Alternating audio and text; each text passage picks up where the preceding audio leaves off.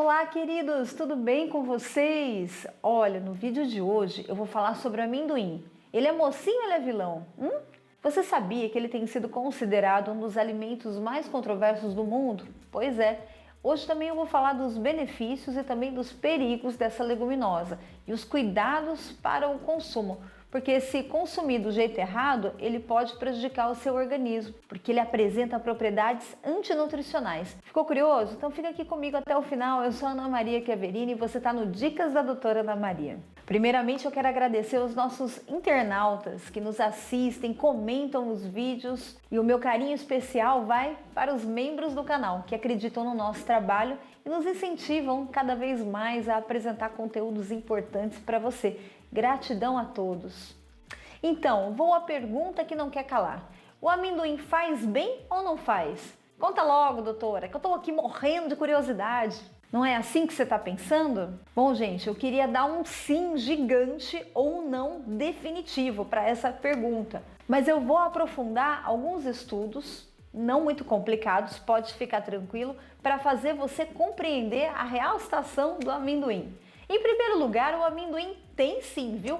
Muitas qualidades nutricionais, desde que você obedeça à forma certa de consumo. Os grãos do amendoim apresentam um alto valor energético por causa das sementes, e um alto teor de lipídios, quer dizer, as gorduras. E ele também tem uma fonte boa de proteína. Eles ainda são fontes de minerais como cálcio, potássio, magnésio. Ele tem fósforo, zinco, vitaminas. Todos esses minerais aí também ajudam na atividade do organismo, regulando a pressão arterial. Os minerais do amendoim também ajudam na saúde do coração, ajudam a fortalecer os músculos, as reações metabólicas do organismo, e também ele é muito bom para o corpo inteiro.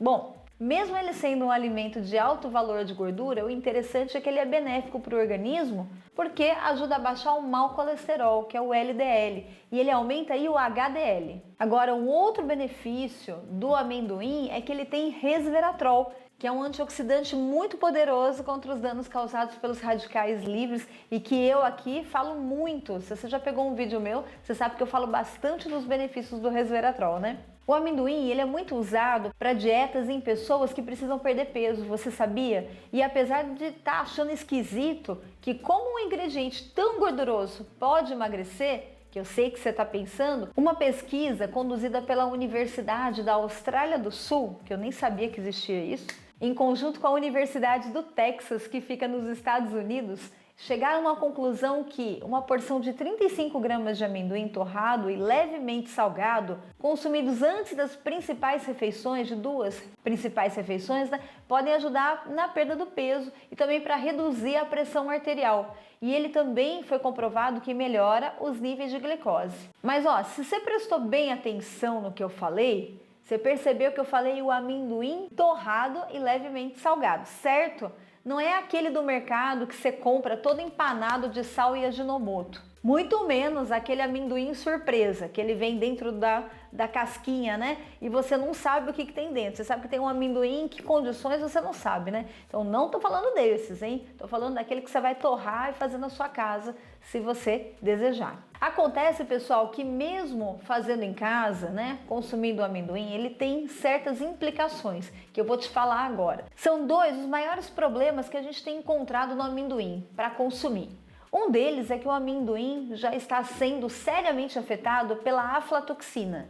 Não sei se você já ouviu falar. É um fungo chamado Aspergillus flavus ou Aspergillus parasiticus. Acontece que essa aflatoxina pode contaminar os alimentos, incluindo o amendoim. Infelizmente, não tem um método eficaz para eliminar ou matar a aflatoxina do amendoim após a contaminação.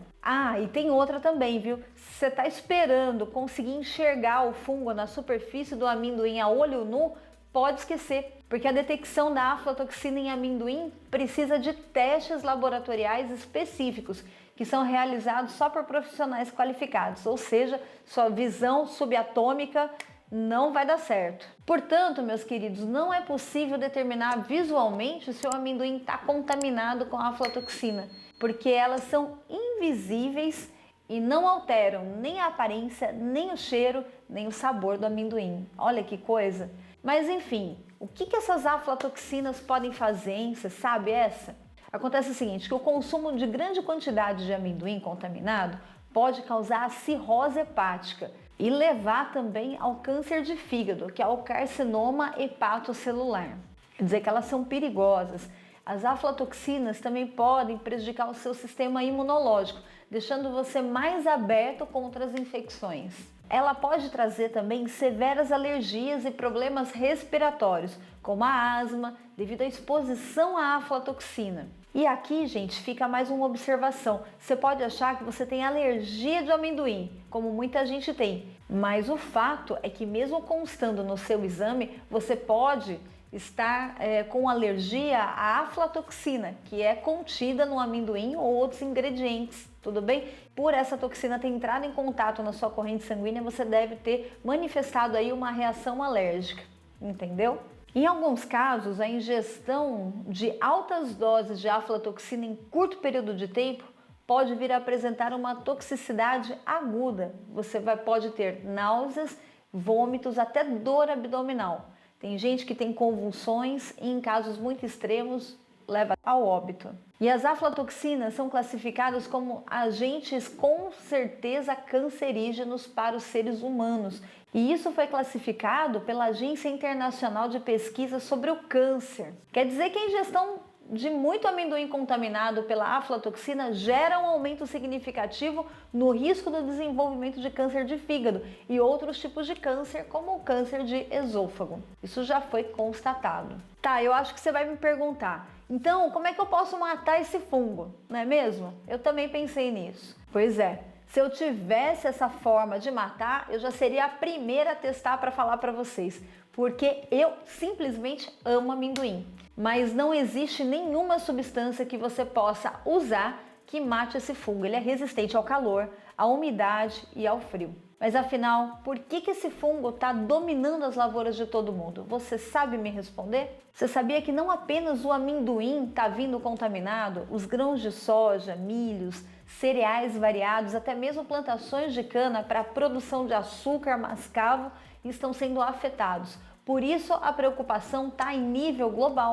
Esse tipo de contaminação é um problema complexo. Depende de várias etapas do processo agrícola, que vai da plantação até o armazenamento. Uma plantação realizada em campos contaminados já é capaz de germinar grãos com fungos. E, ao mesmo tempo, um tipo de armazenamento inadequado, onde se coloca o amendoim não contaminado próximo aos resíduos contaminados, é capaz de comprometer toda a produção. Ou você acha que os grandes produtores vão limpar os armazéns, fazer aquele faxinão lá, porque está chegando remessa nova? Eu fiz essa matéria recentemente a respeito dessa contaminação por aflatoxina, que é disseminada principalmente porque as produções são tão grandes que não tem lugar físico para armazenar. Então, essas produções ficam a céu aberto, sem proteção alguma, sofrendo agressão do clima, umidade, calor, entre outros fatores como a ação de insetos e outras coisas, se é que vocês me entendem. Infelizmente, os nossos alimentos não são bem cuidados antes de chegar até nós, e daí é que vem todo esse transtorno.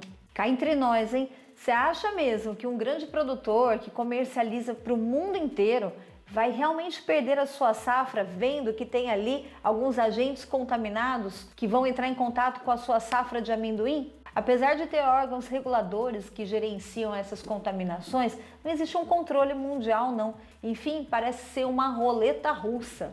O que você pode fazer mesmo é se certificar que pelo menos o amendoim que você está consumindo tenha um selo da Vigilância Sanitária ou Anvisa, que é um órgão que regulamenta esse produto. Isso porque os produtores certificados e fabricantes seguem regulamentações e padrões que estabelecem os limites seguros para a presença dessas toxinas. Ou seja, nenhum amendoim que você estiver consumindo está isento da aflatoxina, apenas que você vai consumir um produto com um limite seguro de toxina, entendeu? Deu para entender por que esse alimento é controverso? Agora, uma outra questão importante que você deve levar em conta. Para consumir o amendoim é necessário que ele seja torrado, porque o consumo dele no estado cru, a semente crua do amendoim, apresenta fatores antinutricionais. E esses fatores fazem com que haja uma diminuição da digestibilidade, a palavra difícil, da proteína. Quer dizer que você não digere a proteína do amendoim, tá bom?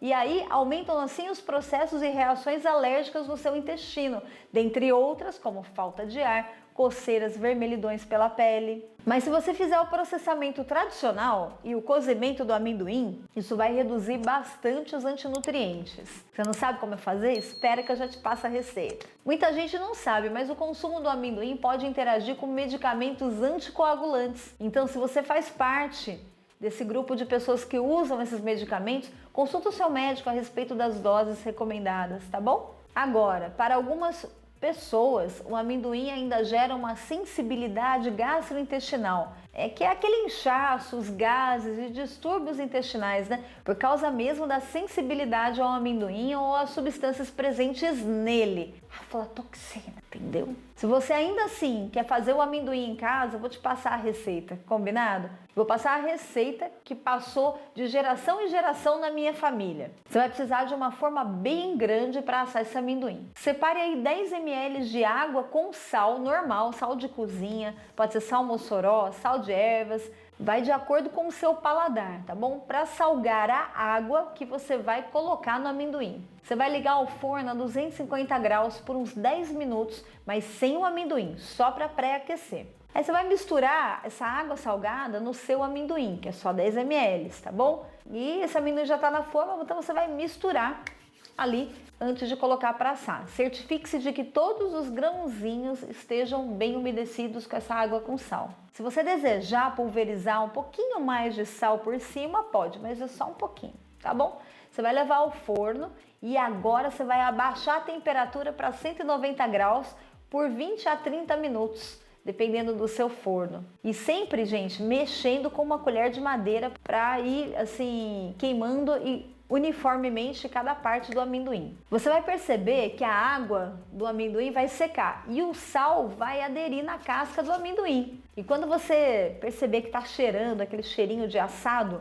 e as casquinhas estiverem com um leve brilho, bem lisinha, você já pode desligar. Enquanto ele estiver opaco, aquele branco estiver opaco, você não desliga ainda. Quem quiser um pouquinho mais torradinho, aguarde mais um pouco até dar aquela corzinha mais bronzeada. O importante mesmo é não esquecer do seu amendoim. Sempre coloca um despertador porque ele é um prato silencioso e fácil de queimar. Aqui quem fala é a pessoa da experiência própria. Eu espero que vocês tenham gostado do vídeo, que ele tenha sido informativo para vocês. Aqueles que curtiram, deixa seu like, se inscreva no nosso canal e muito obrigado a todos vocês que chegaram até aqui. Um grande beijo, até a próxima!